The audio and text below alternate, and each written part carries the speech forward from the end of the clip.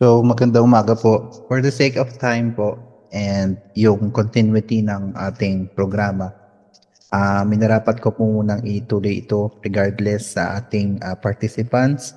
Antayin na lang po natin iba habang tayo ay ah, bumabalangkas sa mga susunod na mga pagtatalakay ni ng ating guest speaker si Miss Lizelle Lectura or Ate Lizel. Ayan, yun po. So, ipapakilala ko pong muli for the sake ng project ito ng briefly ang panagtunos. Ang panagtunos nga ay ang pagtutugma ng musika, komunidad at pamamahala sa produksyon sa pagsasanay ng mga mag-aaral ng musika.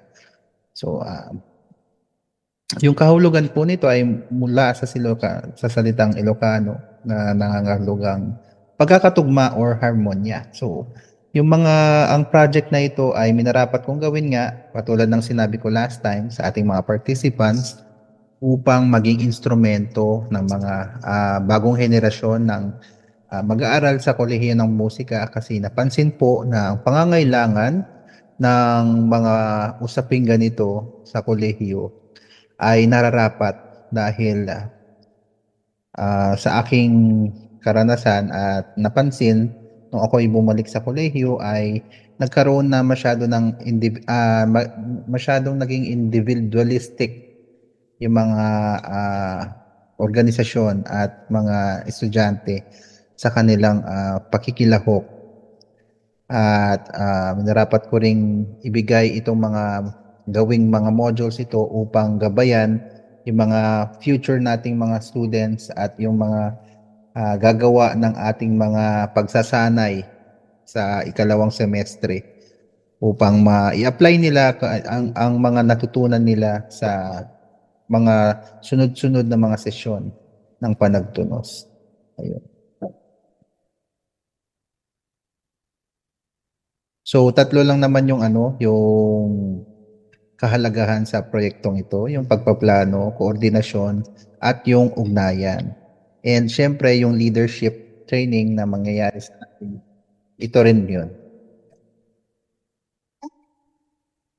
So, ang project na ito ay syempre dahil nag-aaral po ang mga estudyante sa Universidad ng Pilipinas, ay pinapahalagan natin tatlong mandato ng UP, yung kahusayan, karangalan, saka serbisyo sa mamamayang Pilipino.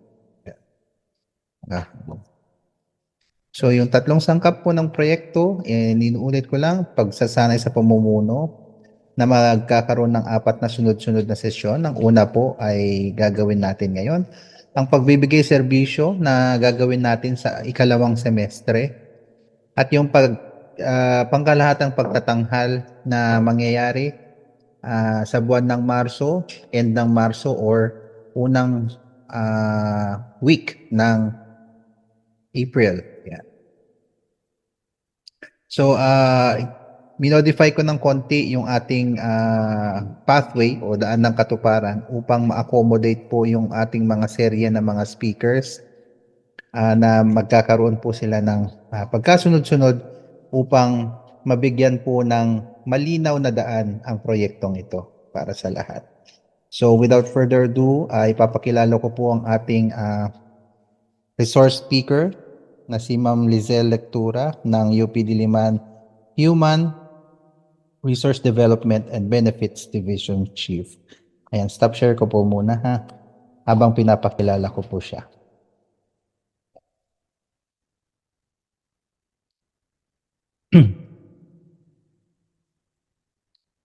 So minarapat ko rin po ilapat ito sa wikang Filipino upang masanay po yung ating mag-aaral na makinig ng ating sariling lengguwahe, no?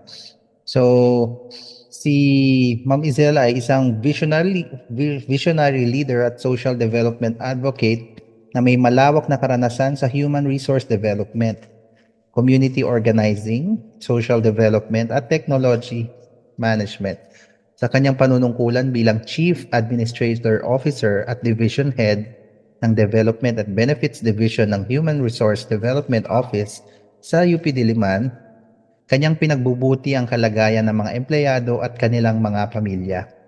Siya rin ay naglilingkod bilang presidente ng Board of Trustees ng UP Systems Supervisors Association noong 2021 to 2024 at kasulukuyang Board of Director ng UP Provident Fund. Dahil sa kanyang kahangahangang ambag sa ating pamantasan, ginawaran siya ng Dangal Award at Gawad Chancellor sa natatanging kawani noong 2022. Higit pa rito, kanyang pinalalawak ang serbisyo lampas sa ating universidad.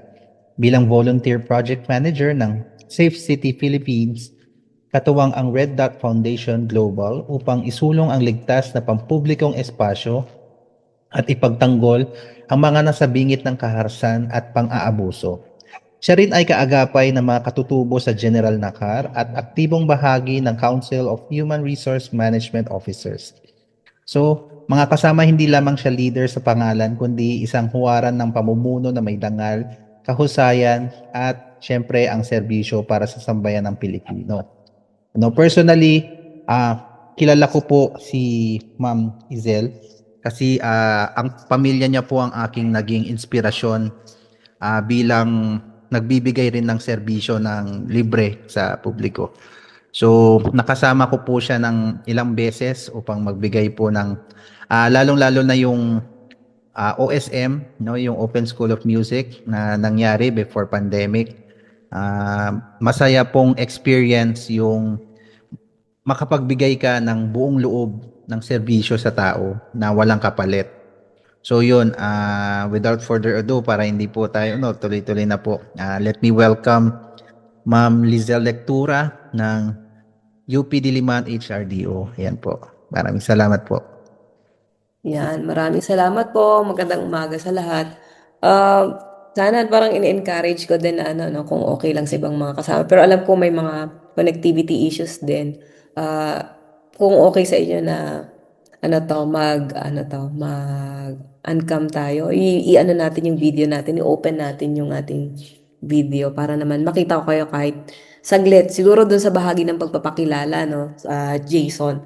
Yes Si po. Jason ay para na naming kapatid. Actually, kapatid ang turing namin. Sa bahay kasi, meron kaming panuntunan sa pamilya.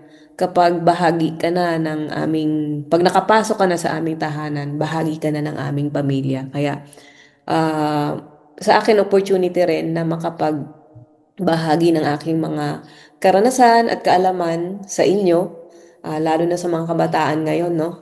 So, it's a humbling experience again. For me, alam ko may matututunan din ako sa inyo. Sana hinihiling ko lang mas maging bukas tayo. Huwag nating sayangin yung isang oras ng ating pagpapadali ng pag-aaral. So, yun po.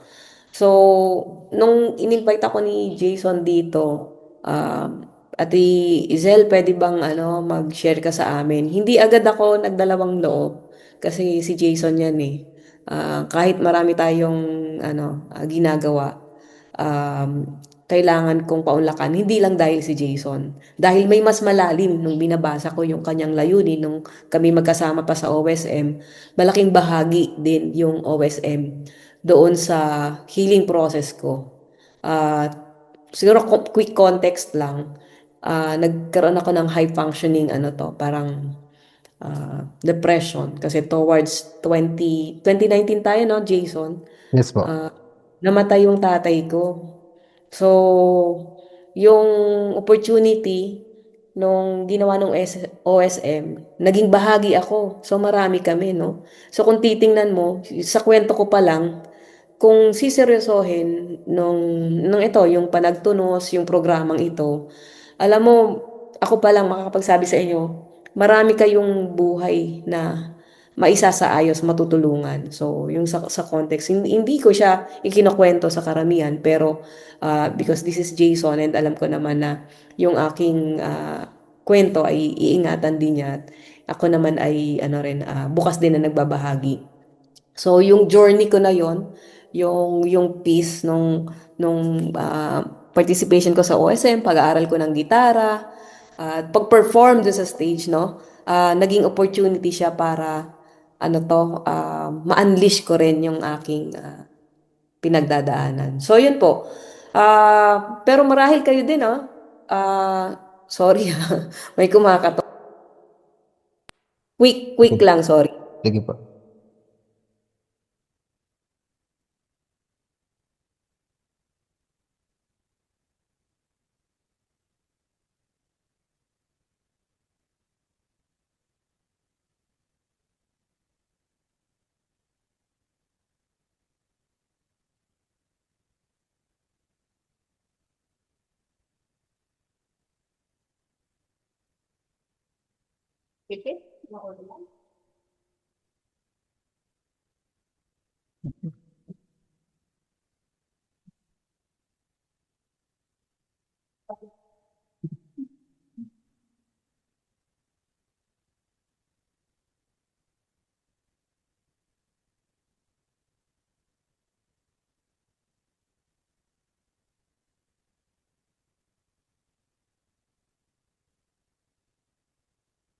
Pause muna natin yung record. Na bukas pala yung pintana ng kotse ko, sorry. Okay? Sige, continue ko lang. Nawala ata yung presentations, pero sige, cue ko na lang later. Moving forward, alam ko, nyo, katulad ko rin, dumanas tayo ng mga hamon nung panahon ng pandemya. Pero moving forward, kung titingnan mo, mas marami tayong struggles na pinagdadaanan ngayon sa lipunan. Pero mas maraming nagiging tahimik sa kaganapan ngayon, lalo na sa usapin ng korupsyon. So, magpo-process tayo later on. Ano ba yung magiging bahagi natin dito? So, alam natin, hindi lang pandemya, pero maraming kaganapan sa ating lipunan na sa aking pagtingin, ang musika ang isa sa malaking platform o isa sa malaking oportunidad para lumawak ang kamulatan ng mga tao, para sa pagbabago, para sa pag-unlad, para isabuhay ang dangal, husay, at paglilingkod sa bayan ng matino at maayos. So, yung programa ng Panagtunos na ginagawa po natin, enabling opportunity siya, empowering opportunity siya para sa mga taong nasa laylayan, nasa lipunan. So ibabahagi ko yon doon sa mga susunod kong pagtatalakay, bakit napakahalaga nito. So, siyempre yung kapangyarihan ng musika, di ba? Yung pagkakaroon ng mga kolektibong tunog, kolektibong bayanihan, gamit ang musika. Ano po to? Sa karanasan ko, malaki po ang may tutulong nito para sa pagbabago ng lipunan. Sige po. So, next slide ko po. Tanong lang, pakilala naman tayo. Pwede bang gamit tong pangungusap na ito, pakilala natin. Ako po si Leiza Lectura. Mula po ako sa HRDO. Nais kong magbahagi ng aking kaalaman at maging katuwang ninyo, kaya ako nagboboluntaryo sa proyekto ng Panagtunos. So, pwede ko bang malaman ano yung inyong inaasang dito sa pagtatalakay ng ating paksa? So, yun po. So, pangungunahan ko po para naman Sige po. makapag-isip pa yung mga kapatiran natin dito. Sige.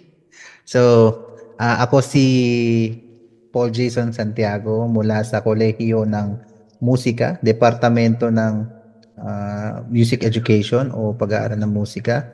So, nais kong ibahagi ang buhay ko, no? Yung buhay ko ito Tinatranslate ko yung buhay ko sa proyektong Panagtunos upang magbigay daan sa ibang mga tao na ma-realize nila na hindi lamang tayo as individual performers or individual na musiko nag-work na mag-isa. Tayo ay nag-work na kasama ng iba. So kaya ako ay nagboboluntaryo sa proyektong ito at pinangungunahan ko upang sa mas nakakahigit na nakararami ng mga mag-aaral natin sa musika upang may pagpatuloy pa yung medyo nakakalimutan nating mandato na magbalik, magserbisyo sa ating kapwa, no? Yun naman po yung talagang pangarap ko para sa kolehiyo. Simula pa noon nung ako ay nagboluntaryong head or ang tawag dito, coordinator ng OSM. So yan. So si Caleb po. Magandang umaga po. Ako po si Caleb Noronha and mula rin po ako sa Kolehiyo ng Musika sa departamento rin po ng Music Education. And nais kong ah nais ko. Nais kong maging ah, isa sa mga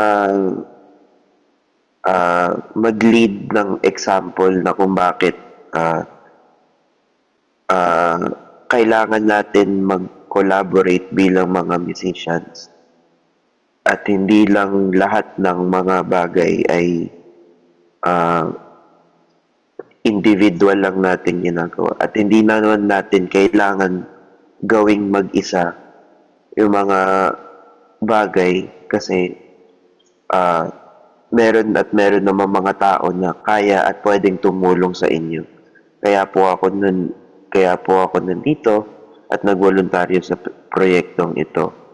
And ang mga inaasahan kong matututunan dito ay kung paano ba ah, mas ma-engage lalo ang mga estudyante at ang mga kapwa mga kasama ko sa organisasyon ko para ah, mas mag-collaborate kami, mas lumakas yung loob namin makipag-collaborate sa ibang mga organisasyon at sa ibang mga tao at ibang mga galing ibang departamento. So, ayun po. Ayun. Charles, makapag-unmute ka ba? Or nasa ano pa? Work ka? So, yan. Si Mikey rin. Pwede din mag-chat na lang si Charles kung ano. Ayan, ayun po, para mapagpatuloy po natin ditong Sige. Ayan po. Ayan. So, basahin ko lang po panandalihan ha, kasi baka po nasa si Charles. So, ako po si Charles Aguilar mula sa Musicology, College of Music. Nais kong maipatuwid ang mga ideya at proyekto namin na gawing accessible at well-known ang Asian music. So, yeah. So, galing po sa Departamento ng Musikolohiya, ng pag-aaral po ng musicology sa mga kultura. Si Charles po ay parte ng membro ng Tugma. Kaakibat po ng ibang mga membro namin na nire-representa po niya ay siya po ang aming technical director ng grupo. So, nandito po siya upang ipamahagi rin niya ang kanyang kaalaman at ma-share po sa ating lahat. At makipagtulungan po sa proyektong ito. Ayun po. So, next, wala na po. Yan. So, ang ganda lang po muna tayo kay Charles. Okay. Si Mikey, si ano pala yung kanina? Opo. Sino si Mikey Lawrence? Anyway. Sige, to put into context, so yung focus lang natin ng ating pag-aaral, siguro to process yung ating expectations about the topic. Dun sa next slide natin, para lang mailugar natin yung panahon. Diba? Yun nga, lahat tayo gusto natin, meron dito nag-share si Caleb na gusto niya dun maano yung mga process, ma-emphasize yung kahalagahan ng collaborations, no? Dito, yung inaasahan na mapag-usapan, mapag-aralan natin, beyond dun sa yung kay Charles na gusto niya mas makilala, maging accessible yung programa at yung paghahalaga ng pagtutulungan pa rin with the project. And si Jason, malalim yung kanyang na it is my life, no? Yung pagpapahalaga, yung values dito sa panagturos na programa na ito. Gusto niya may pagpatuloy yung mandato. So, para ma-context natin yung mga nais natin na ito. So, babalikan lang siguro natin.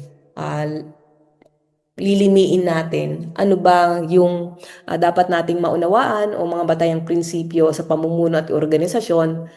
Siguro gagamitin natin yung metaphor ng music, no? Para at least nakaka-relate tayo. Pinilit ko, hindi ako musikera.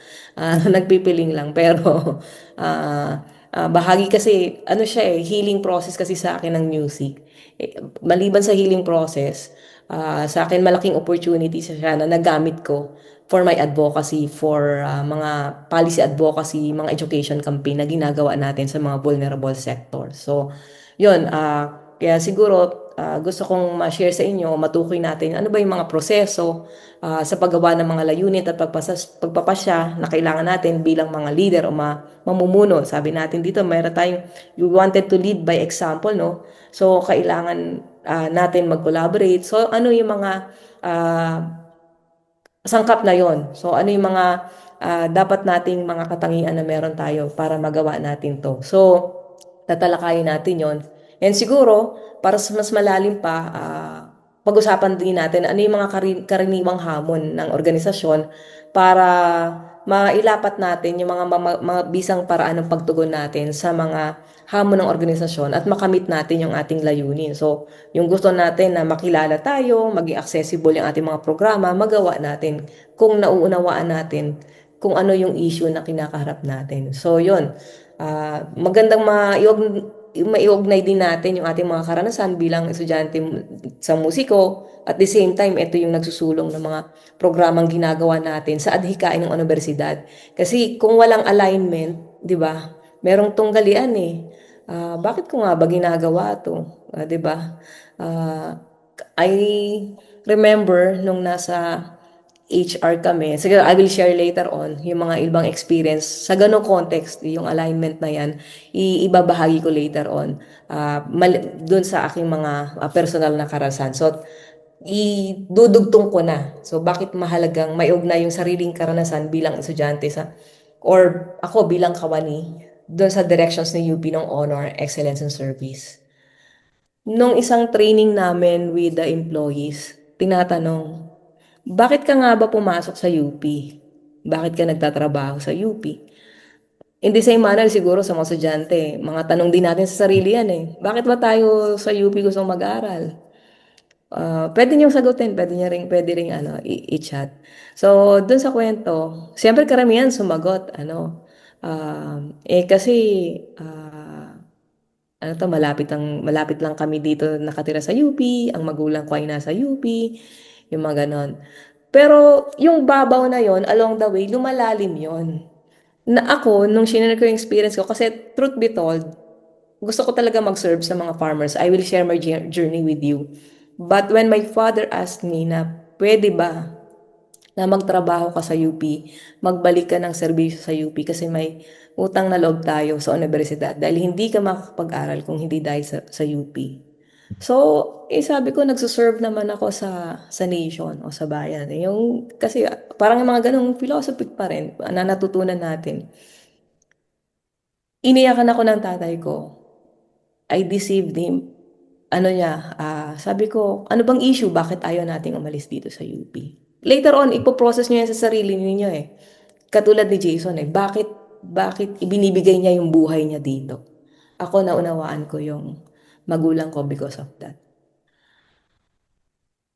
Pinagbigyan ko, nag-work ako. So, nung pinoprocess ko na yung karanasan ng karamihang empleyado, malalim. Malalim yung kanilang pag-uugnay bakit sila nagtatrabaho. Sa kaso ng tatay ko. Janitor siya sa College of Mascom. Katabi lang yan ng College of Music. Nung panahon na yon, siguro mga 12 years old ako, isinasama niya ako sa Mascom. Inano namin kaya na-recall ko siya. Alam niyo ba yung mga upuan, yung mga estudyante, di ba may naglalagay ng mga chiclet? Opo. Kadalasan. So, ang tatay ko, 5 a.m., iniisa-isa niya yung mga upuan na yan. So, syempre ako, impatient ako ng time na yun. Bakit mo ko sinasama na gawin ito? Because siguro, kasi marami kami. So, inano rin niya ako na parang tinutulungan kami na matuto rin sa mga ibang gawain. So, ayun, tapos nagtatanong kami dyan sa Alam mo, ang simple lang sagot ng tatay ko. Kasi itong mga estudyante na to, kailangan papasok sila na maayos ang upuan, maayos ang classroom dahil mag-aaral sila. At ang sabi niya, itong mga estudyante na to, darating ang panahon, ito ang mga magiging leader ng bansa natin. Ganon kalalim yung pagkaintindi ng tatay ko dun sa kanyang paglilingkod. Talagang he values yung honor and excellence dahil nakikita niya na ang mga estudyanteng ito ang magtataguyod sa kinabukasan ng Pilipinas. No read, no write ang tatay ko. Sabay kaming nag-grade 1 para lang matutunan niyang pumirma. Pero what more sana, 'di ba? Na tayo mga may inaral, lalo na yung mga estudyante natin ngayon, na sana mas maging malalim, na itaas yung antas ng kamulatan. Bakit ito ang adhikain ng universidad? Bakit hindi binibitawan itong values na to ng honor, excellence, and service to the nation? Kasi 'di ba, itong janitor na to, ganito ang kanyang kalalim yung kanyang paglilingkod. So, yun po. Sana hindi kayo mabigatan na. Hindi naman to ano. Pero this is the real story. Bakit siguro kami ni Jason, meron kaming alignment. Bakit malalim yung aming pag-uugnay at paglilingkod sa komunidad. Sige, Sir Jason, next na po. So, yung focus lang natin for next discussion, may, please feel free to share kasi wala namang mali o tama dito. Ako, magbe-base lang din ako sa aking mga karanasan na ibabahagi sa inyo. So, ibabahagi ko sa pag-aaral na to, yung mga batayang prinsipyo ng pamumuno at organisasyon, ano ba yung mga proseso ng paggawa ng layunin at pagpapasya bilang leader, ano ba yung mga karaniwang issue na kinakaharap natin sa isang organisasyon at ano ba yung mga mabisang paraan para matugunan ito at paano ba natin iugnay ang lahat ng ito sa tatlong haligi o pinapahalaga ng universidad, yung honor, excellence, and service to the nation. Sige, ano muna tayo? Break. Yung video break muna tayo, next slide. So, pa-play naman yan, sir, yan. To introduce po.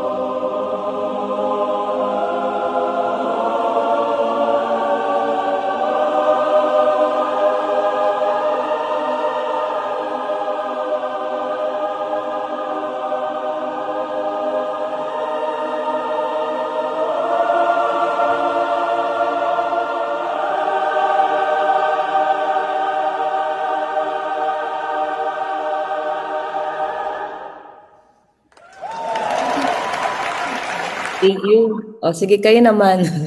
Gamit yung metaphor nung musika dito sa leadership o pamumuno na pinagtinatalakay natin. Sa tingin niyo, why leadership matters? Ano yung na-observe ninyo doon sa dalawang visual na binahagi sa atin ni Sir Jason? Bakit kaya mahalagang pamumuno? Ewan po. Ano pong napansin niyo? Wala kang lantas. Si Caleb na siya kababa. Sige, ako na lang muna. Sige, Caleb. Para sa akin, mahalaga po ang pamumuno kasi pag meron pong isang namumuno, mas nagiging, ano na nga yung word, parang mas nagiging unified po ang mga tao, mas nagiging maayos po ang isang bagay. Kung sa performance po, pag meron pong isang nagli-lead, kunwari dyan sa orchestra nga po, mas nagiging uniform, mas nagiging unified yung performance, mas nagiging maayos po. And doon nga rin po sa isa kay Jacob, pag ginaguide niya po yung mga tao sa pagkanta, regardless kung marunong ba sila o hindi, na gagawa niya successfully na isali sila sa nangyayari. So, ayun po. Yan. May add ka po, Sir Jason. O, 'di ba? Ang galing naman ni Sir, ni Sir Caleb. Na-process naman niya. So, very important talaga. Like 'di ba, yung pagpihit ng kompas na yan. So, napakahalaga yung pag-align ng sarili doon sa vision and values kasi. Like sinasabi nga natin kanina, yung sa leadership, nag-guide niya, 'di ba? Nayu-unified yung sabi mo po, sir, 'di ba? It's like a compass. Bibigay ng directions.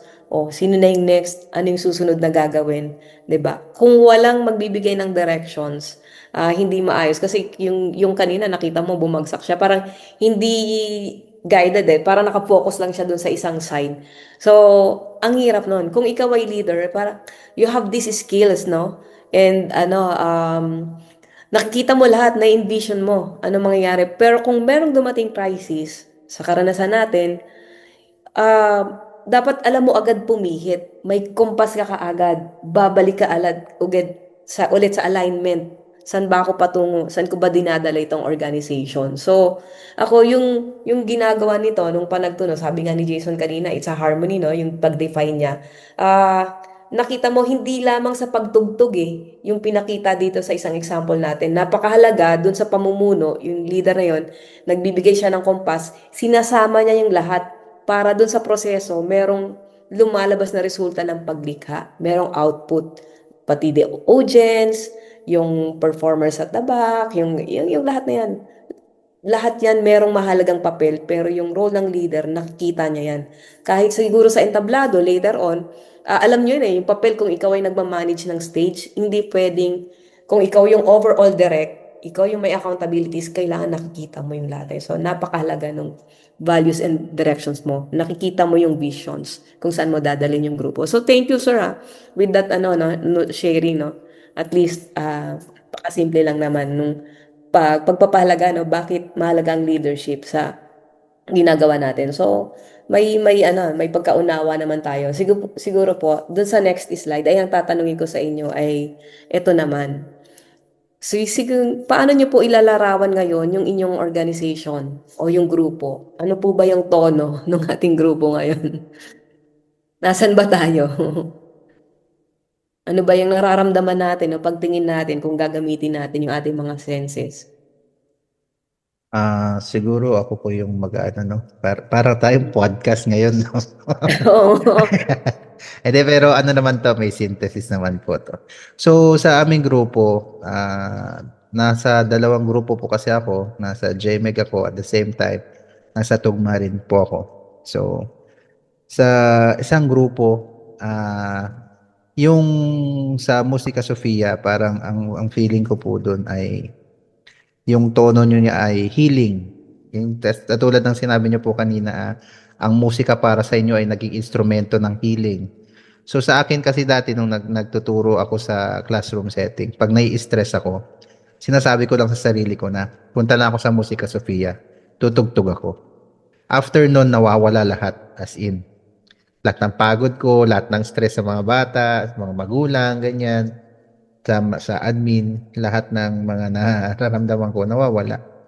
So, sa isa namang grupo, itong Tugma, matagal na rin din akong parte ng grupong ito, pero sa ngayon parang mas kailangan pa bigyan ng tuon ng pansin yung grupo kasi parang bumabalik kami ulit sa restructuring. Ano nga ba ang kailangan ng grupo para maging mataguyod ulit namin yung kinakailangan naming ipakilala yung musika ng Pilipinas at musika ng Asia, ganyan. So, dalawang magkaibang grupo, dalawang feeling, no? O dalawang vibe na kailangan Dalawang balansehin kasi dun sa isang grupo, ako yung vice presidente, tapos dun sa isang grupo, ako naman po ay manunugtog. So, bilang isa sa mga leader ng isang grupo, ano yung kaya kong ano yung pwede kong ipamalas o ano yung pwede kong ipamahagi sa kanila upang mas maging maayos yung mga pamamalakad.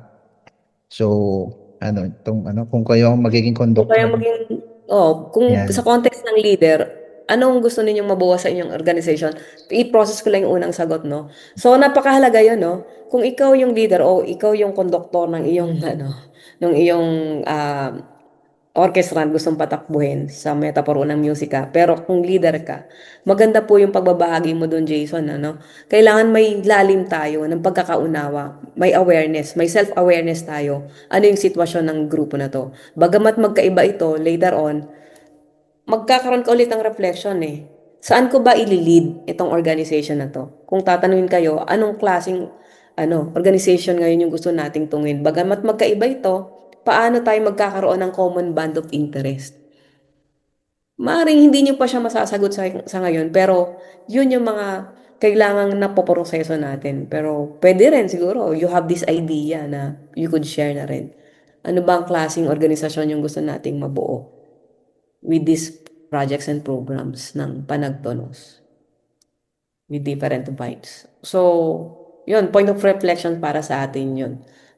Sa tingin ko, isang mabisang paraan yun, kung tayo ay leader, yun yung pinaka-basic step po ng pag-share mo. We have this self-awareness, we know the strength, weaknesses na meron ang ating organization para makita natin anong opportunities ang gusto nating magamit para maiayos o mabuo yung ating organization.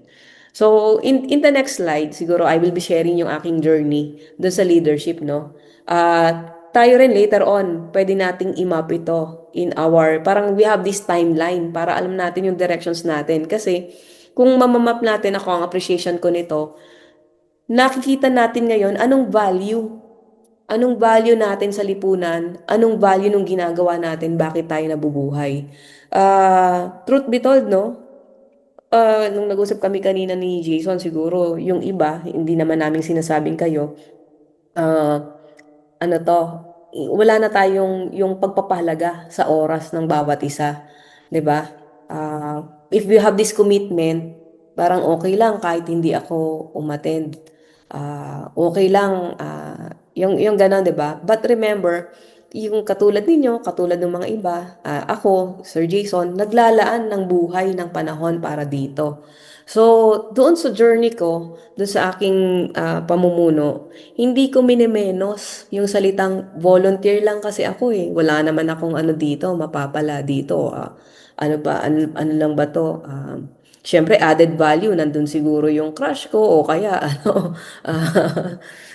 na ano lang ako, para in lang ako dun sa grupo. Meron akong social acceptance, parang ganon. Kaya sasali ako. Pero hindi yun eh. Kung papalalimin natin, at the end of the day, lahat tayo may katapusan ng buhay natin. Nakita natin yan nung panahon ng pandemya. Maraming buhay, mabilis lang nawala. Kami sa HR, parang ako noon, nung pandemic, nakikita ko na lang, ang bilis na lang, lumalabas na lang sa obituary yung mga names ng mga empleyado. Wala na pala ito. The next thing, magpo-post ka na agad ng vacancy.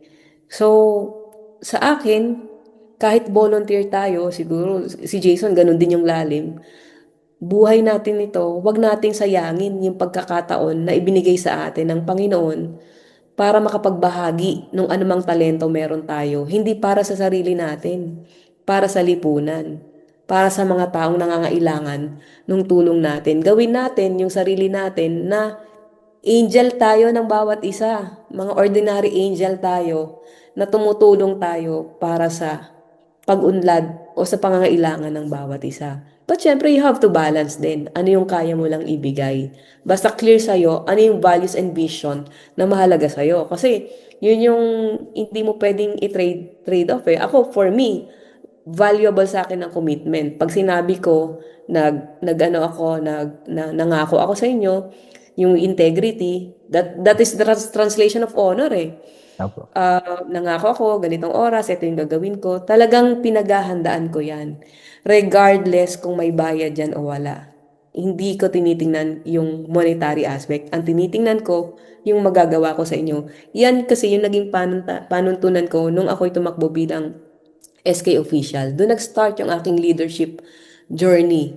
And then, in-equip ko yung sarili ko. Kasi clear sa akin eh, nag-domestic helper ako abroad. Nakita ko yung sitwasyon ng mga Pilipina na kasamahan natin. Nagbebenta sila ng laman sa abroad. para may maipadala, may pangsustento. Hindi siya kwento lang. Totoo naman yun. Alam na naman, documented Opo. yung mga kwento na yun. Ako, direkta ko siyang naka-encounter sa kasama ko. Sumulat yung magsasaka sila, binenta niya yung lupa. Sumulat yung anak niya at saka asawa. Pahingi ng pera kasi magpipesta, kailangan ko ng pambiling sapatos. Kailangan namin ng panghanda. Umalis yung kasama ko. Ano siya, nag-sex worker siya sa gabi para maipadala siyang pera. Hindi yun alam nung pamilya niya. And then, at magagalit ang asawa pag natuklasan nyo na gano'n, di ba? Makikita mo yung problema. Merong talagang yung structure natin sa lipunan, merong problema. So, I decided personally, bumalik ng Pilipinas, hanapin ko yung ahensya ng gobyerno na makakatulong para sa pagmumulat at pag-unlad ng mga magsasaka. But before going back, nag-aral ako ng community dev. Wala akong lalim dun sa organizing, pagpapaunlad ng komunidad. So, hinanap ko yon. Later on, dito sa organization natin, kung ito yung programs and directions na gusto natin, hanapin natin yung mahalaga sa atin at mag-flourish tayo. Hindi yung, eto lang siguro, yung task ko, eto lang yung gagawin ko. I-explore natin yung opportunity, i-unleash pa natin yung potentials natin para makatulong tayo. That is my leadership journey. Bahagi kasi siya ng paglalakbay ko. Yung bilang, paano ko magiging mahusay na leader kung hindi enough yung aking competency. Hindi kasi sapat yung meron ka lang puso. Kailangan meron ka ring malalim na pagkaunawa. At sasabayan mo siya ng kilos. So patuloy akong nagpaunlad ng sarili ko hanggang sa nag-volunteer ako sa Mongolia, international volunteer na doon sa mga herding communities. So para ma-organize ko yung mga herders, I have to travel siguro 2 to 3 days para hanapin sila sa bawat bundok. So sobrang hirap kaya mas na-appreciate ko ang Pilipinas. Maswerte pa tayo, ang dami nating resources pero kailangang ayusin talaga yung values ng mga Pilipino. Paano niya papahalagahan yung mga resources na meron siya. Na sana yung mga leader ng bansa natin na karamihan dito ay nanggagaling sa mga state universities na napoproduce. Sana mas maging mahusay din na leader, di ba? Hindi tayo maabot sa ganitong sitwasyon. Anyway, it is a systemic concern, but hindi pwedeng matapos eh. Hindi pwedeng ma-frustrate tayo. Sa journey ko, kung makikita mo dun sa ilalim, meron akong ups and downs. I've experienced different failures, challenges, frustrations, pero hindi ako nagpatinag doon because clear sa akin ano yung mahalaga, bakit ko ginagawa ito. So, continue yung journey ko na yan. So, hanggang 50 lang yan kasi nandyan yung age ko. So, alam nyo na kung nasaan ako. But, hindi ako tumitigil sa pagbo-volunteer sa communities, sa mga vulnerable sectors despite nung aking mga yung mga ginagawang trabaho. So yun. So sana tayo din sa journey natin, maging clear ito. Hindi madali, pero later on makaklaro sa atin. Pag siningil tayo ng Diyos natin, ano bang ginawa mo sa lupa nung pinahiram ko yung buhay ko sa'yo? 'Di ba? Yung iba dyan, nagwalwal lang. Nanghihinayang ako.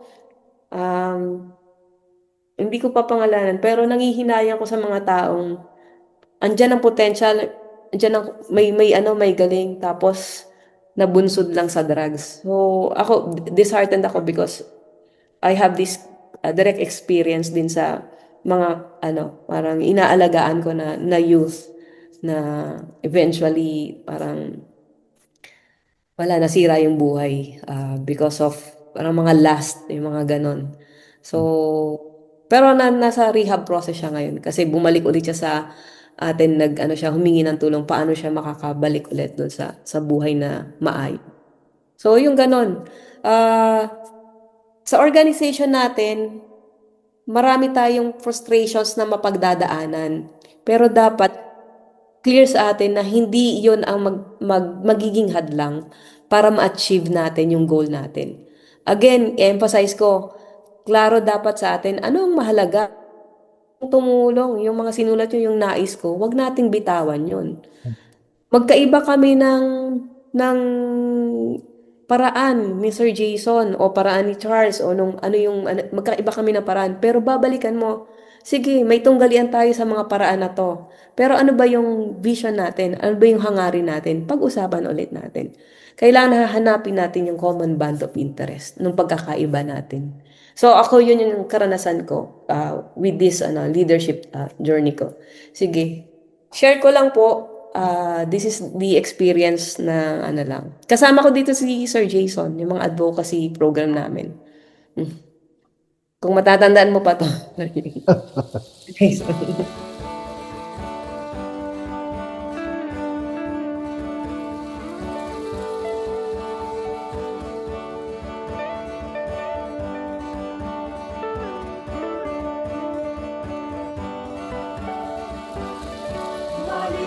Dumali ka, tubig ng buhay, bigyang buhay ang lupa, linang ng aming mga bisig at kamay. Tubig ay pagyamanin, itanim ang bingnig, tungo sa masaganang bukas. Makikilahok ang pagkakaisa, ang naging kasagutan, mga balakid ay ating nalagpasan. Lakas at karunungan, ang bagang magsasaka, sama-sama anihin ang tagumpay. Dumaloy ka, tubig ng buhay, bigyang buhay ang lupa, linang ng aming mga bisig at kamay. Tubig ay pagyamanin, itanim ang bingnig, tungo sa masaganang bukas. Sa pagsikat ng isang bagong umaga, gintong palay na sumibol sa mayamang lupa, hati ay pag-asa sa puso ng bawat isa. Pinasiguro to Sir Jason. Dumali ka, dumali. Ako naalala ko na to. Naalala mo to. Para, Thank you. Si Jason kasama ko dyan. ganun pala yung tunog ko nung 10, isang dekada. Isang dekada na. So, na-pick up nyo, may mga na-pick up kayong keywords. Ito, context po ito ay, irrigation development projects po ito ng 10, projects mula sa mga 5th and 6th class municipalities. Etong last picture na nakikita nyo yan, sa Marawi yan. I don't know lang ngayon kung ayos pa siya kasi nagkaroon ng Marawi siege eh. Yan yung pinakaloob, napasok namin yan, yung area na yan, na walang nakakapasok dyan sa MILF and ano yan eh, yung conflict areas na yan. Agusan Sur, yung kung nakita niyo yung video ng yung rivers, nandun si Lolong nung time na yan, nung sinushoot namin yan. Buhay pa siya, yung malaking buhaya. So, mga mahihirap na magsasaka, iba't ibang organisasyon yan, 10 organisasyon, maraming kwento yan. Pero ano yung keywords na nakita ninyo, napakinggan ninyo dito sa napanood yung video? Lumaloy. Umaloy, 'di ba? Pakikilahok, pagkakaisa. So, sa tingin ko, yung katulad din ng mga binahagi natin kanina sa karanasan natin, sa next slide po, kung pipihitin natin yung pagpihit ng kompas. Bakit natin tinawag na pagpihit ng kompas? Kasi 'di ba, nagbibigay ng directions, ritmo, timing sa bawat isa sa musikero. Pero sa pamumuno kasi, napakahalaga nung paglahok, no? Yung partisipasyon ng bawat isa para magawa yung adhikain na yan. Yung karanasan namin dyan sa irrigation development, hindi siya madali kasi binasag namin yung kultura na kung siguro kung itinuloy lang nung nung projects yung ginagawa na yan kasi best yan ADB project yan, yung participatory project. Tinuruan namin ang mga magsasaka na parang third party monitoring. Kung may ipapasok na mga semento, buhangin, kabilya sa irrigation development, ina-account nila yon at tinetest nila kung yung mga irrigation facilities na yan ay matibay. So, very critical dito sa karanasan na sinishare ko sa inyo, kung tayo ay mamumuno, sabi nga, may iba't ibang papel, may iba't ibang gampanin. Si technical director, kung mahusay siya sa functions na yon, malaki ang magagawa niya doon sa pag-achieve ng goal nung kung meron tayong mga productions na gagawin o mga programa na gagawin. So, kailangan kahit magkakaiba-iba yung ating mga unit, magkakaiba-iba yung ating mga idea at perspective, merong leader na merong namumuno na magtutugma-tugma ng mga iba't ibang kaisipan na yon. Parang sa tinig, di ba, kailangan nag-harmonize tayo para hindi nakasabog yung ating performance sa pagkanta. Ganon din sa pamumuno. Darating ang panahon, parati yan, pag may mga programs and projects, ito kasi gusto ko hindi kasi ito personal but you have this idea, pero kailangan clear ano ba yung pinaka-goal natin. And begin with an end in mind. Ito yung goal natin. So, para ma-achieve tong goal na to, ano yung mga dapat nating direksyon na gagawin isa-isa? Sino ang gagawa nito isa-isa? So, mag-uugnay tayo. So, napakahalaga yon sa papel ng pamumuno. So, yun lang yung simpleng ko siguro doon. Pero, gusto ko lang ma-relate ninyo na very empowering ang music. So, yung next slide ko po sa inyo ay gusto kong i-share yung yung mga batayang prinsipyo na sa pamumuno ng isang organisasyon. So, ito, binabanggit ko na ito. Yung integrity, no? Napakahalaga yan, lalo sa atin dito sa UP. Kung ito yung napagkasunduan natin at ito yung mga dapat nating gawin, kami, like sa work, kung i-context ko siya sa workplace, if this is our service, hindi mo pwedeng i-less yung service mo na yan kasi integridad mo yun. Kaya pag sinabing HRDO, dapat efficient yan. Dapat, yun yung yun yung isinasabuhay mo, yun yung integridad mo Kung sa bahagi ng music, kailangan sa atin, totoo tayo, dun sa truthful tayo, dun sa gusto natin mangyari. Kung nag-organize tayo ng community for this performance o ganitong layunin natin, kailangan truthful tayo. Hindi natin sila gagamitin for kasi may mga ibang organizations, di ba? Ginagamit ang vulnerableng sektor o ang komunidad, ang kahinaan nito para kumita ng pera. So tayo, dapat sa organization natin, firm tayo. Ano ba yung mahalaga sa atin? Kahit mahirap siya, kung pinapahalaga natin na dapat magawa natin ito, ang trabaho na to, o itong programs natin sa ganitong panahon. Kung nahihirapan tayo, merong mga challenges, gagawa natin ang paraan yun. Kasi karangalan natin yun Sa UP, yan yung yan. Pinangahawakan niya yan. Higit sa lahat, yung pananagutan. I remember nung pumasok ako sa HR, ang very transactional 10 years ago. Nirarally yung mga boss ko. Tapos, pag may problem, nagtatago yung mga tao. Kasi, yung boss, kasi ang nila, minumura ng boss pag merong nag-complain, merong nagreklamo.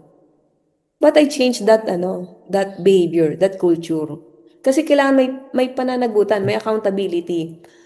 Yung mga delays ng claims ng benefits 10 years ago, dahil ako yung ginawang OIC, ako yung ginawang head, I'll take full responsibility and accountability. Hinaharap ko yung mga delays na yon and ako ang gumagawa ng mga apologies. And then, kasabay nun, inaalam ko ano yung mga pinagsimula ng problema. Anong nangyari? Nangyayari din yan sa production. Sa amin, kasi we're giving parangal sa mga retirado, may mga events yan. Siguro mga 6 months planning yan. Pero sa actual, di ba? Pinaghandaan mo na, pero may palpak pa rin. Kasi hindi mo control yung circumstances. Pero kung may pagkakamali, kailangan lahat on board, may accountability. Hindi kasalanan niya yan eh. Hindi kasi tumunog yung yung piano, yung Oo. kasi hindi na check, yung ganon. Kasalanan niya yan. So, we have to parang we have to process. Anong nangyari? And then, sige, nangyari yan. Paano nito hindi mauulit? Kung mayroon tayong pagkukulang, we have to amend on that 'di ba?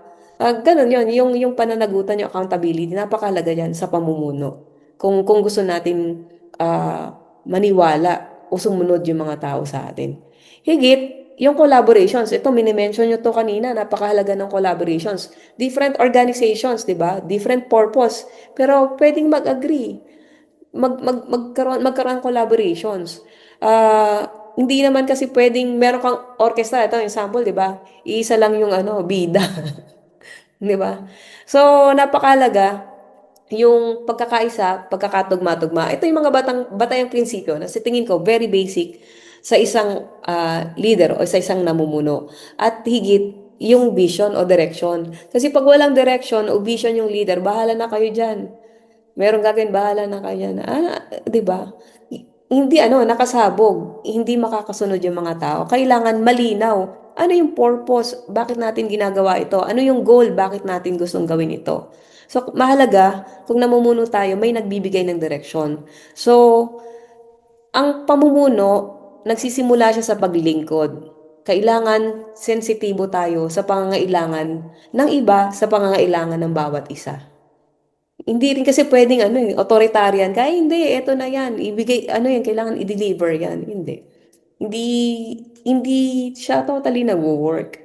But there are circumstances na kailangan mong maging authoritative. Siyempre, pagka usapin na ito ng buhay na, at kamatayan, di ba? Alangan naman na i-consult mo pa, wait lang ha, na-aksidente yung audience natin, meron tayong event, walang safety measures, tapos tika i-consult ko muna, yung ganun. Tatanungin ko muna si leader. Hindi. Parang you have to, din, to understand yung situations, kung paano mo ipe-perform yung functions mo as a leader. But nonetheless, the directions, accountability, integrity, and collaboration is very important. Basic principles yan sa tingin ko sa aking karanasan bilang isang leader. Sa lahat ng larangan ng mga nagawa natin, lalo na dito sa UP. So, yung next natin, sige nga, pag-usapan natin, meron ba kayong instances? Baka you wanted to share. May mga instances ba kayo na sa usapin na liwanag, accountability with that experience, yung mga principles ng leadership? May mga situations ba na na-experience ninyo? Pen, nandyan ka ba, Pen? Lang, kwento lang. Recap. Kung meron. But if you're not interested, okay lang din naman. Sige. Process check na 9:53 na, Sir Jason. Oh. Anong Okay, tawag dito? we can move forward pa. Bilisan ko na lang. Sige po. Short lang din na sharing siguro, accountability.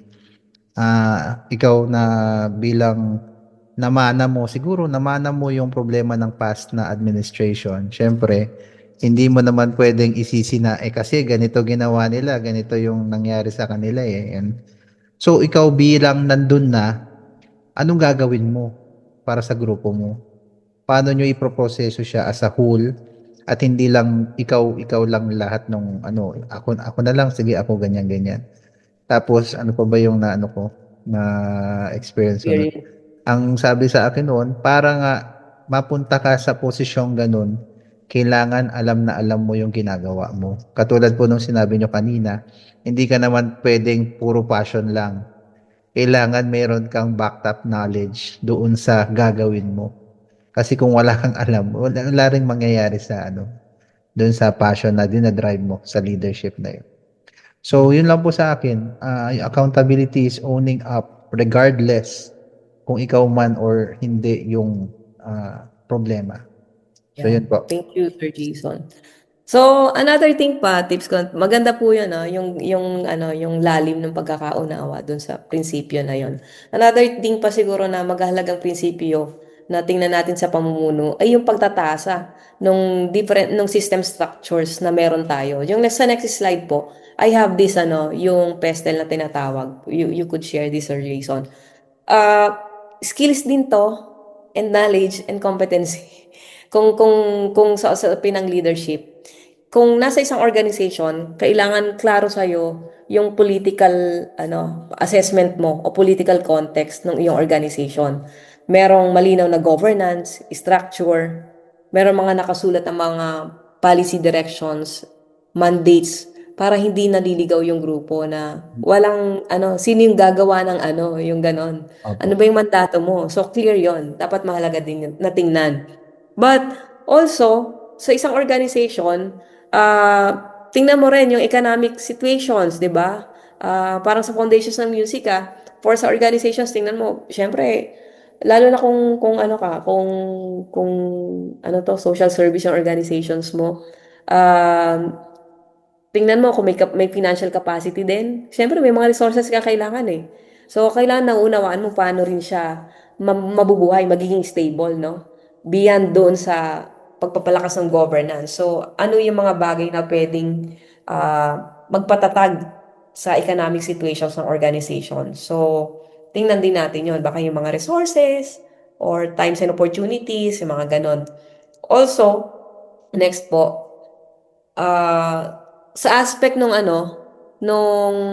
sociocultural, may different tayo values and identities, 'di ba? Yung may individualities tayo. So, dun sa mga membro natin, dapat naunawa natin yung pagkakaiba-iba ng kultura, pagkakaiba-iba ng values, ng identities natin. Dapat nagiging inclusive yung pagtingin natin. So, mahalaga yon. Minsan kasi dun talaga karaniwang nanggagaling ang conflict. Kasi may iba't ibang pinanggagalingan, may iba't ibang position. So, Yeah. 'di ba? Parang let's disagree pero we have to agree. Parang gano'n, no, at the end of the day. So, napakalaga yun. But the opportunity also sa isang organization, lalo na ngayon, kailangan maging innovative tayo. Alam natin gamitin yung teknolohiya, yung mga opportunities na yon para mas, 'di ba, mas mapabilis o magawa natin ng maayos yung ating gustong tunguhin. So, yun, isang skills din yan na kailangan sa pagtatasa natin, may self-awareness tayo sa problem, pero alam nating tingnan yung iba't ibang lente ng systems structures ng organization natin. Okay, next po is sa legal, sa environmental, syempre, yung tingnan natin sa context ng sustainability. For example, itong mga students leaders natin ngayon, paano magkakaroon ng succession planning? Paano yung mga susunod? Paano natin mapapalakas pa? Kung inaasahan natin 10, ngayon ay 5 lang ang dumalo. Paano natin mapapanatili yung 10 o madadagdagan pa yung 10? 'Di ba? Pero sa aspect din, siyempre, siguro sa environmental, kung we have to, din ito, to consider in the organizations, yung effect din ng climate change on our operations. Pwede kasing, yung situations na pag may mga programs and services tayo, pwedeng may panahon ng bagyo o disaster. So, dapat, we have this parang skills din to analyze din yung dynamics ng ating environment. Sa legal aspect, sa akin napakahalaga yung batas at prinsipyo na meron tayong pinapairal within the organization. But for example sa UP, has this 'di ba, yung guidelines on syempre yung conduct as an organization. So alam natin ano yung mga do's and don'ts. Kahit sa music, ano yung mga do's and don'ts na dapat nating sundin bilang isang samahan para wala tayong nababanggang policies or nade-deprive na opportunities o hindi, baka iniisip lang natin minsan we're doing this para sa communities pero may mga protocols tayo na naba-violate.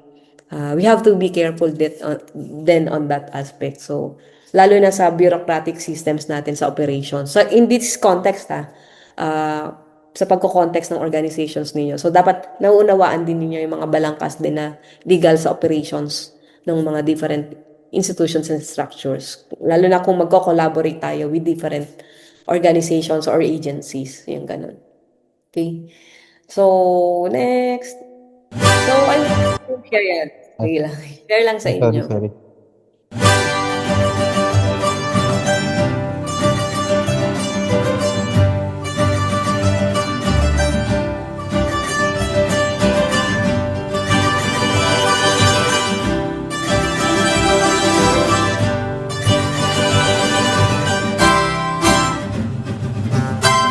Kaalaman ay ating simulan, kaalaman ay mahalaga, kaalaman ay ating mahalin, at pagbahagian. Kasanayan ay palakasin, sa trabaho'y di mabitin, kasanayan ay paitingin, at pagbutihin. Tara na, tara na, tara na, tara na, tara na, yak na. Tara na, tara na, tara na, tara na, tara na, yak na. Tara na, tara na, tara na, tara na, tara na, yak na.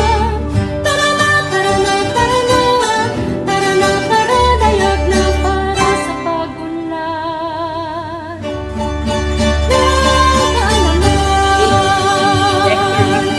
Next slide natin, di ba? Tara na.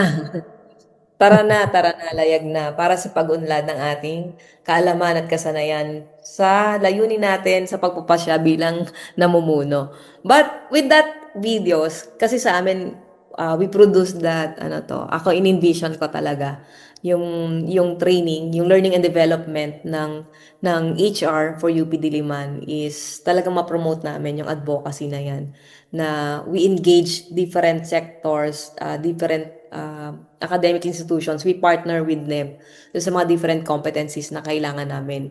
Clear sa akin yung vision na yun kasi ang gusto kong mangyari, lumikha ng mga tagapagsanay ang bawat opisina ng UP.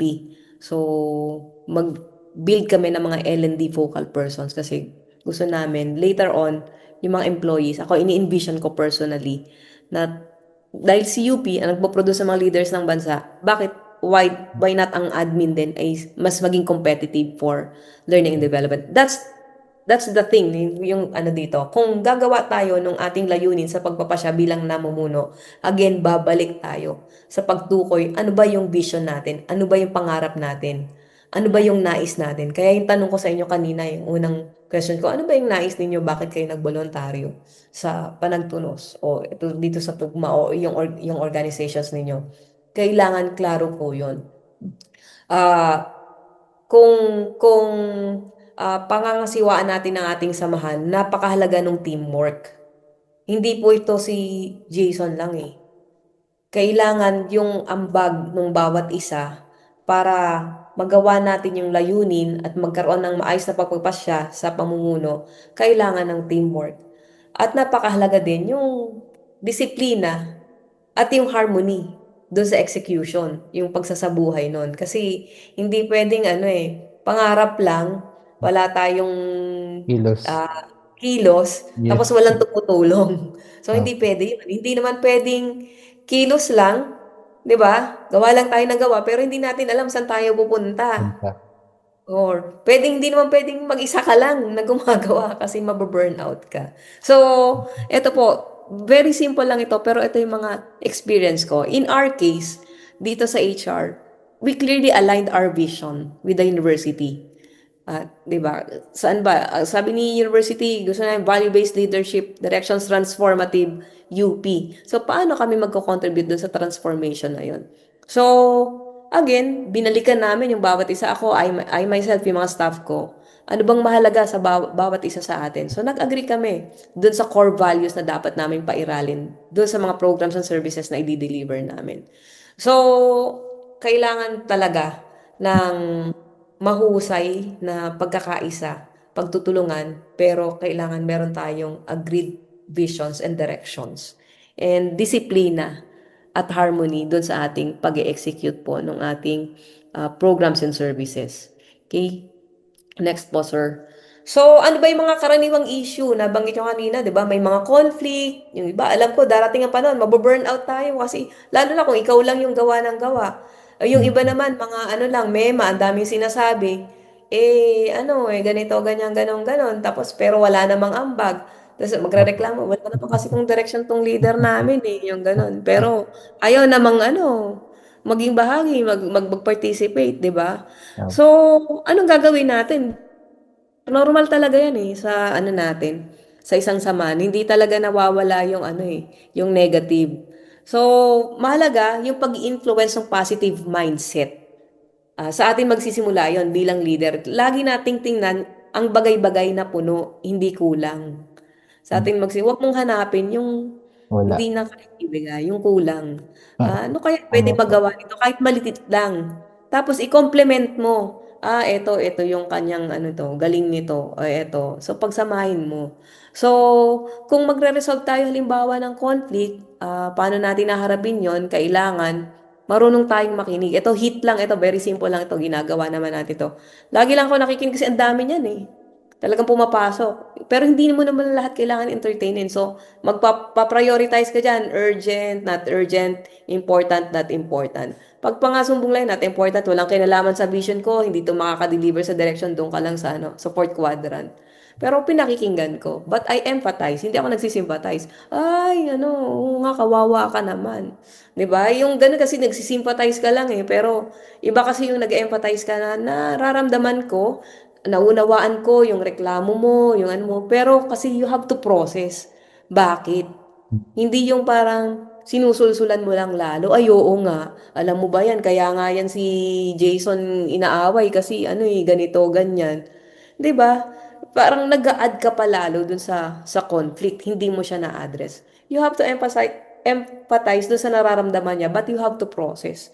Babalik ka dun sa kailangan magkaroon ka ng impartiality.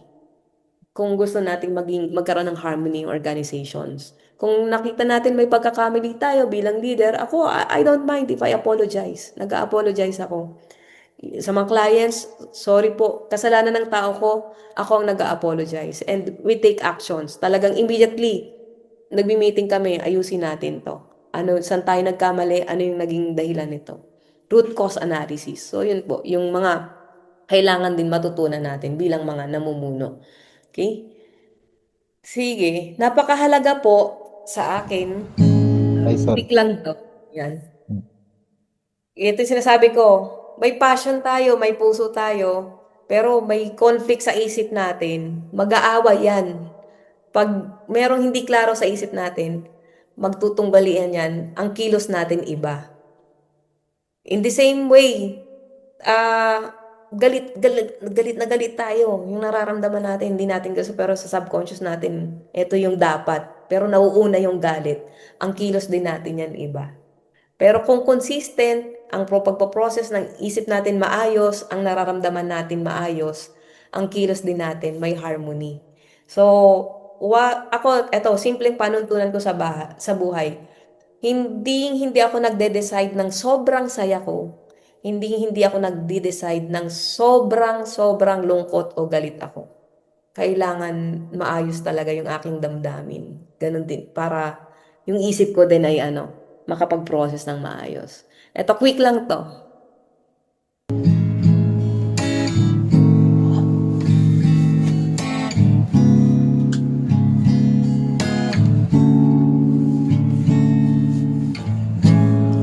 Ano man ang paraan, saan man hanggang, tuloy pa rin tayo. Mahal ko, Can I enter, Jason? mahaba yan. Pero ang esensya lang yan, kahit magkakaiba tayo, we have these Tuloy. common goal directions. Tuloy pa rin tayo. Tuloy pa rin Hindi tayo. po kasi lagit-lagi may Yeah. harmony. So, babalikan ulit natin, ano ba yung goal natin? Ano ba yung gusto natin? So, yun po yung ano niyan. Sa ending kasi niyan hindi lang sa Mahal Ko, Bayan Ko yung ending niya, ng kanta na yan. This is a transformative leadership principles na ginagamit din namin. Ito, example ko sa inyo. Dito sa mga volunteer works ko.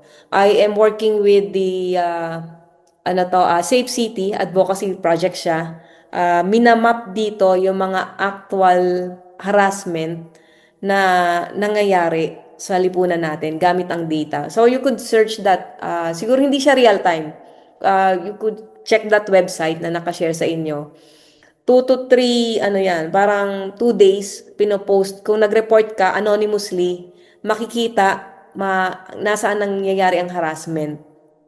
Anong naging impact nito? Like for example sa Ilocos, yung 2 months na trace yung 2 months, pinaka bata na na-rape, no? Yun. Tapos dito sa Daang Tubo, yung reported case din ng rape na address yun, nakuha yung perpetrator because of that reporting. May intervention syempre, may processing na ginawa. Anong sinasabi ko dito? Yung collaborations, yung clear nung adhikain, pag-engage ng different communities is very important para maging successful yung project. Hindi kasi pwedeng tayo lang ito yung program natin pero wala siyang sustainability, hindi mo na i-engage yung lahat ng gusto mong target beneficiaries. Sayang yon kasi ano yung saysay nung programa kung 'di ba? Tawag dito yung legacy. So kailangan engaging siya, empowering yung sistema. So ito lang yung ilang mga ginagawa natin, mga transformative leadership approach na applying these principles. So, ito lang po, yung next slides po, yung lahat ng mga projects na to, the Safe City, yung organizing ng first responders, mga community buildings with PWDs, indigenous people, lagi ko pong ina-apply yung pagiging critical.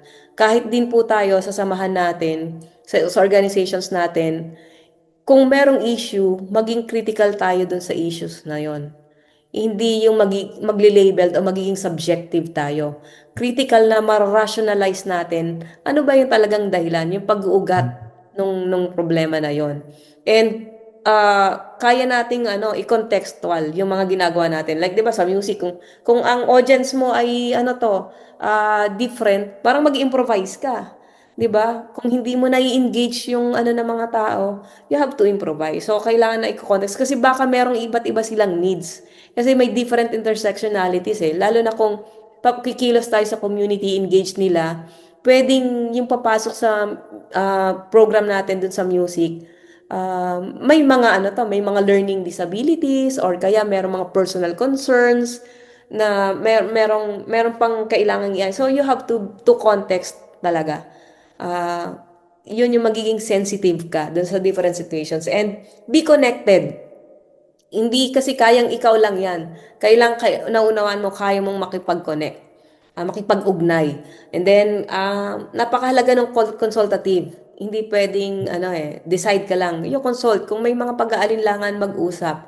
And then, napakahalaga, again, yung empathy, nabavalue natin yung damdamin ng bawat isa. Hindi yung, sabi na, ginagaslight mo naman ako Hindi. But you have to, to balance din, 'di ba? Dun sa pagkalinga na 'yan. And again, kailangan napakalagang pagiging kolektibo sa bawat kilos na ginagawa natin. Kung gusto natin maging transformative yung pamaraan ng pamamahala natin sa ating organization. So, yun po. Okay? Next. Ayan po. Ayan. By transformative, ako kasi may lalim yan. Ay, sorry, nag-play po na. Okay lang po. Sige, after na lang yan. Quick lang din.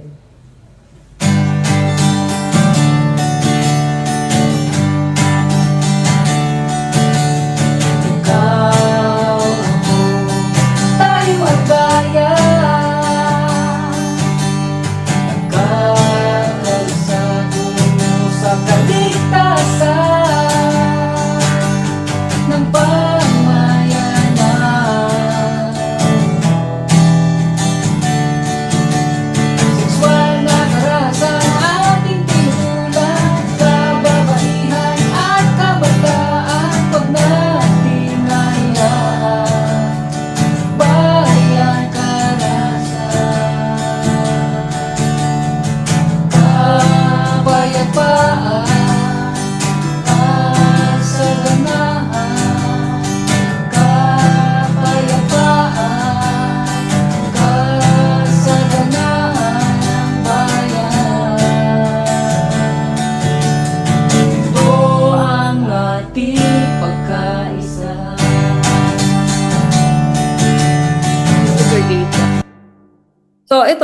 sa akin, bakit napakahalaga yung pagkakaisa dito sa transformative leadership?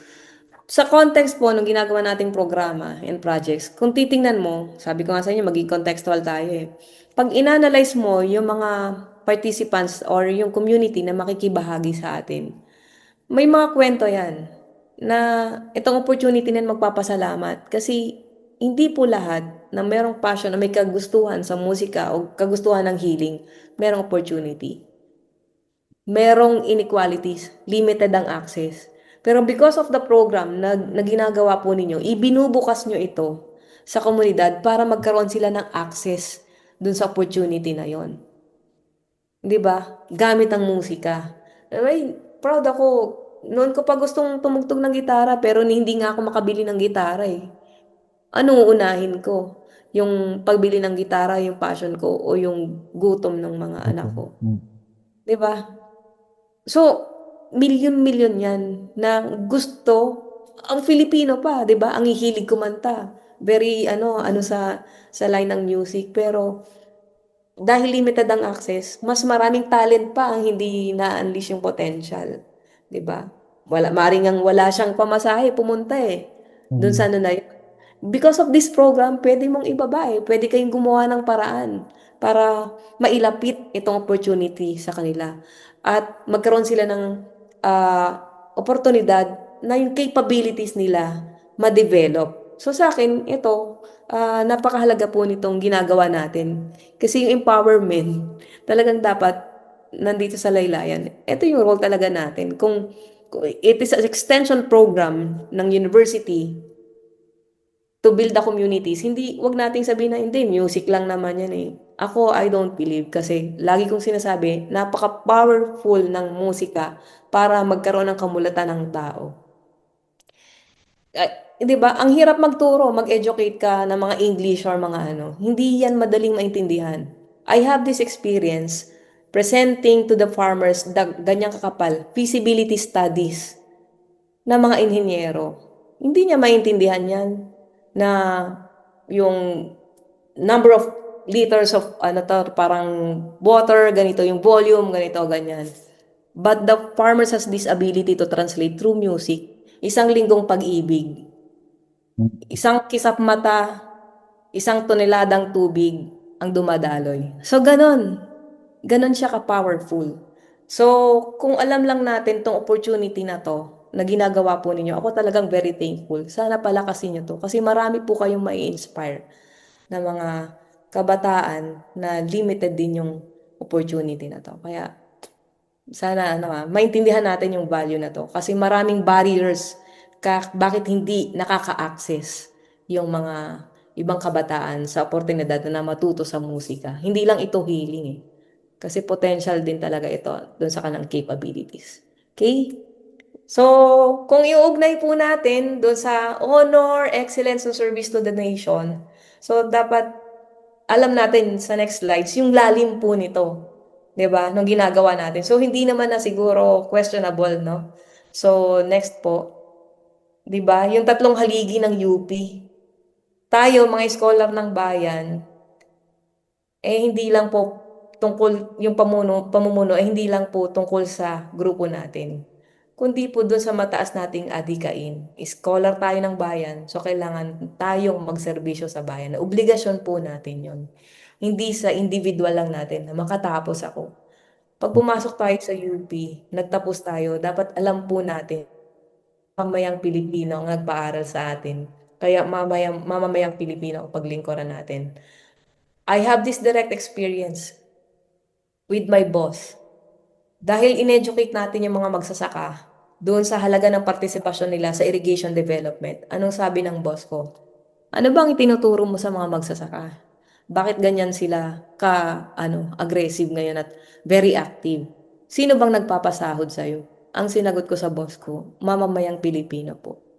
So, tumahimik siya.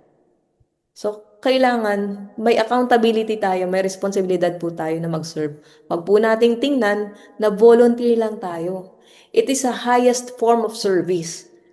Andun yung honor, andun yung dangal na naglilingkod tayo dahil dun sa greater purpose. 'Di ba? May paninindigan tayo na gampanan yung ating papel ng marangal na may kahusayan. Hindi yung putyo-putyo lang yung pagsuserve natin, yung pagtuturo natin ng musika. Kasi nilalaanan natin ang panahon, nagpa-practice tayo. Maari siguro marami tayong sleepless nights para may maihanda tayo doon sa mga ano natin. Practice to eh. Hindi lang ito yung paggawa ng slides or ano eh. 'Di ba? Demonstration ng skills, competency ito. So, ilalabas mo, tutulungan mo sila na ano yung creativity. So, kailangan may excellence dun sa ano yun. Kasi para kang nagmimiro ng ikaw ulit. And that service is very important, di ba? Kasi ito talaga yung tunay na paglilingkod ga, para sa bayan. Lalo na kung makikita natin na yung mga tinuruan natin, nagkaroon na ng transformation. Sa case ko, that I have this opportunity to perform and to process yung aking pinagdadaanan. So, katulad ni Sir Ryan Cayabyab, di ba? National artist siya. Kasi he combines yung traditional and music para po makabuo ng isang makabuluhang pagtatanggal. So, this is siguro yung mga example ko lang din. So, I would like to share with you my personal, ah, ah, ito yung patunay, yung personal journey ko, kung paano ko inaano yung discipline ko. Siguro, sa context siguro sa inyo, kung context ko, ang discipline natin ay musika, yung pinaka-labas na gusto natin tunguhin for me.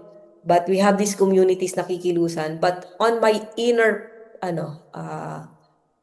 person, sa puso ko, like si Jason, buhay ko na ito, inilalaan ko, ako talaga. Clear sa akin, as a servant leadership, kailangan, binavalue ko po. Meron ako nito, yan, this reminder sa akin, yung love of God, yung pagmamahal ko sa Panginoon, siya yung nagpapatibay sa akin. Bakit ko ginagawa ito?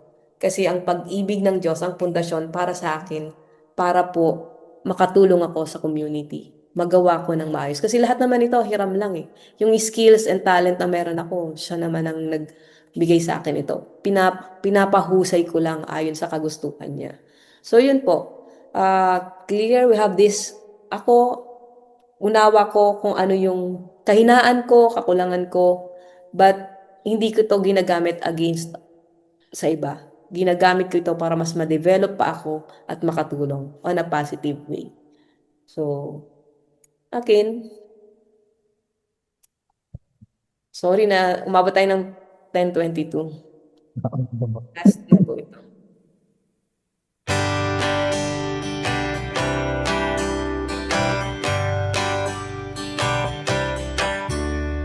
Tapat na paglilingkod sa bayan,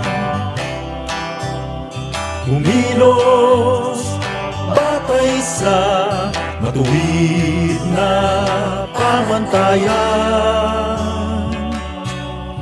talino at tapang ay tangan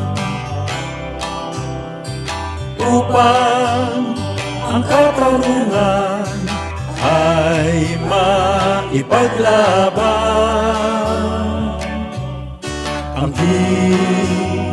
Ang pagmamahal at pagpupunyagi para sa kabutihan ng mamamayan. Kami ang paraligan, kami ang paraligan, kami ang paraligan ng bayan, katuwang ninyo sa usaping ligan. Express bibig ko. Ayan. So, parang sana na context ko yung mga mensahe po na yun. Kung papakinggan niyo yung mga lyrics na yon, talagang may kinalaman sa leadership, honor, excellence, para kanino. So, yun po. Yung mahalaga sa atin, kung yung mga kanta na napapakinggan ninyo, yung mga lyrics na yon, purely it's a service to people. So, kung kayo po bilang mga leader, reflection lang po ito. Pwedeng hindi nyo sagutin ngayon or reflection nyo. Ano ngayon ang mahalaga sa inyo? Yung sariling kumpas ninyo bilang leader. At paano nyo ngayon itotono ang inyong musika sa inyong organisasyon? So, saan nyo siya ngayon dadalhin yung inyong organization? It's a point of reflection siguro na pwede nyong pag-usapan sa mga, di ba, may mga regular meetings naman kayo. So, gusto ko lang siguro to end yung mga last 3 slides po ay to share with you ang sinasabi ni Leonard Bernstein. To achieve great things, dalawa daw ang kailangan. Kailangan merong plano and not quite enough time. So, gaya ng musika, ang pamumuno ay isang performance, hindi hinahanda para bukas, kundi tinutugtog sa ngayon. So, ayun po. So, to end po, siguro, wag po nating kalimutan na ang karangalan ay nasa pamumuno. Ang paglilingkod ay nasa panagtunos. Kailan may harmony yung ating paglilingkod. So, maraming salamat po. Kung may mga tanong po kayo, sorry I would like to apologize. Lumagpas tayo ng parang 25 minutes. So, Okay lang po yun, ma'am.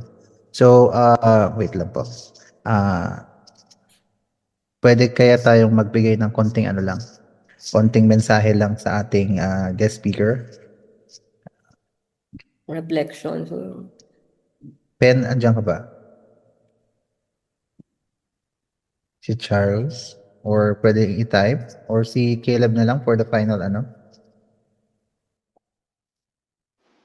Siguro po yung reflection ko after yung buong discussion is na-realize ko din po na bilang isang leader, dahil ako nga po ang presidente ng JMEG ngayon, na-realize ko na as a leader, hindi naman po ako perpekto at hindi lahat ng mga bagay na balak kong gawin para sa aming organisasyon ay mapapatupad. Pero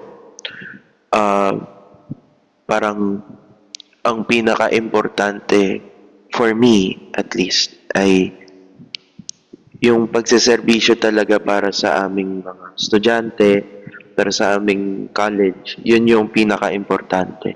Hindi naman lahat ng balak natin gawin ay magagawa natin. Pero yung fact na pinili namin bilang mga leader ng organisasyon, pinili namin na magserbisyo para sa mga kapwa music educator namin, para sa kapwa estudyante.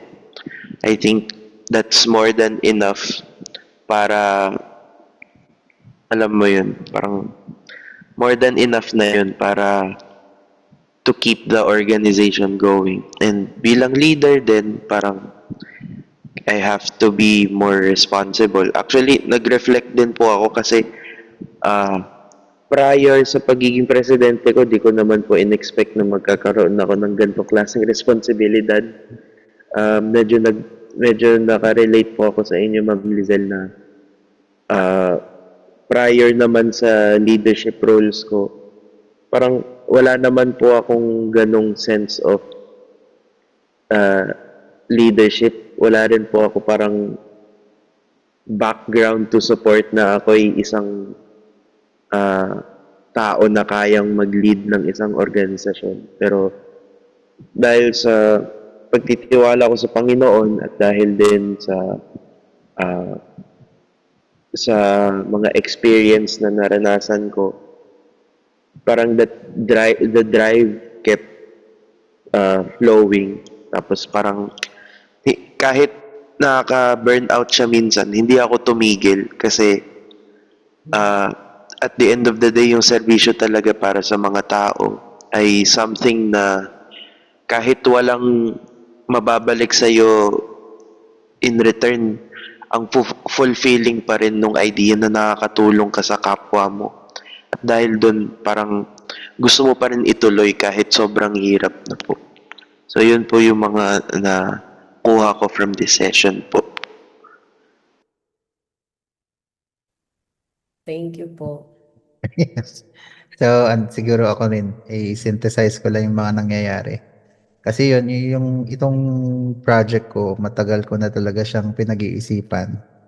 At some point na minsan nadidishearten ako kasi nga, 'di ba? Katulad nga po yung sinasabi nyo kanina na hindi mo hawak yung yung sinabi ko nung first na meeting namin ay hindi ko hawak yung oras ng tao at yung commitment ng tao at yung willingness ng tao na pumunta dito sa programang ito. Kasi unang-una, hindi siya required, no? Hindi siya subject na by the end of the SEM, meron kang grade, kaya pinapasukan mo o kaya dinadaluhan mo, ganyan.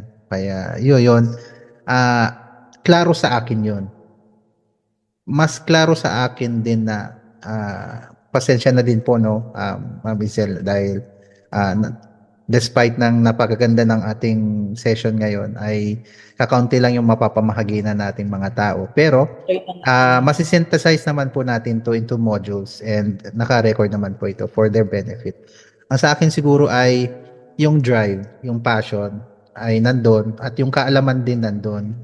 Ang sa akin, ayaw ko kasi siyang parang kapag nilagay ko ito sa shelf ng kolehiyo, ng library, ayaw ko siyang maagnas lang doon. Ayaw ko siyang maalikabukan lang doon. So parang itong proyektong ito, gusto ko siyang makontinue pa sa mga susunod-sunod pang mga magiging musiko ng bayan. Kasi sayang po, sayang yung opportunity na napapalampas. So salamat po pa rin kahit na iilan lang po yung participants natin dito. Very participative sila kasi wala silang choice kundi magsalita talaga. So, Kahit dalawa lang tayo o tatlo, alam mo. Opo. 'Di ba? Yan nga si ano yan ni Cristo eh. Kahit ilan lang, 'di ba? Maraming tinawag, ilan lang ang ano. Pero sa akin, opportunity at least ano nandito. Hindi ako ano to. Opo. Huwag ka mag-alala, hindi ako disappointed. Happy pa rin naman. Maraming salamat po sa inyong time. Moving forward, maasahan nyo po ng iyong pagtuturo ay maililimbag natin sa isang direct to the point na module. Ipapacheck ko rin po sa inyo to para bago po nating i-release sa mga kapatiran ay na-double check nyo po. Nalinis po yung ano. Ayun. May message bata, sabi ni Sir Paul, At si Sir- maraming salamat po sa lecture. Medyo madaming sasabihin but overall ay nagkaroon po ng realizations and this lecture ay naging way to remind me or us na we should be moving together and not succumb sa mga nangyari during the former leadership. Moving forward and looking for ways to improve. Laging ganun. Move on tayo. Moving forward tayo. That's Ayun. the spirit. Yun nga din po sinasabi ko lagi sa ating mga kasamahan. Magkakaroon po ng point talaga na kahit na 30,000 tayo, kung 5 lang tayo, 6 lang tayo, kailangan nating pa rin, kumilos pa din. Kasi yung drive, dapat hindi mawawala sa'yo. Regardless kung sinong mag-come and go na kasama mo. So, yun Lalo lang siguro.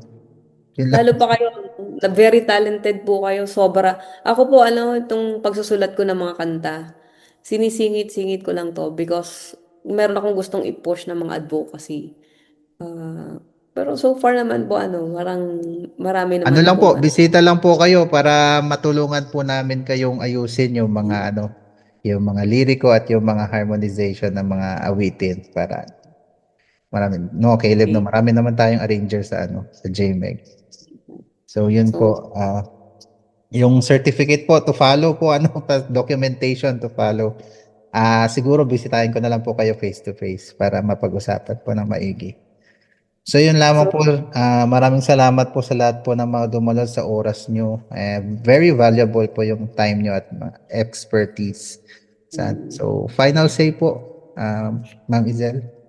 yung final say, hindi ko na, call for action kasi yung last, parang 2 slides ko yon yung doktor para sa bayan. Pero ang pinaka-gist kasi nun, ang kabataan ng pag-asa ng bayan, yung pinaka-last song doon. Aba. So, hindi ko na siya na-play. Pero, siguro that's my call for action. Talagang lagi pong tayo ang pag-asa ng bayan. So Wag with na your, po na- sorry po. With your permission, i-share ko po yung your prepared slides nyo para Apo, hindi naman siya. For everybody naman. Sana may napulot tayo dito na Hindi po. Maraming salamat din sa opportunity na ma-meet kayo, Sir Charles, Sir Caleb, and si Sir Pen. Pen. Ayan po. Jason, yan. Namimiss ka na namin nila Diyos at saka si yun. Bibisita po ako pag So yan, ay stop recording po natin para sa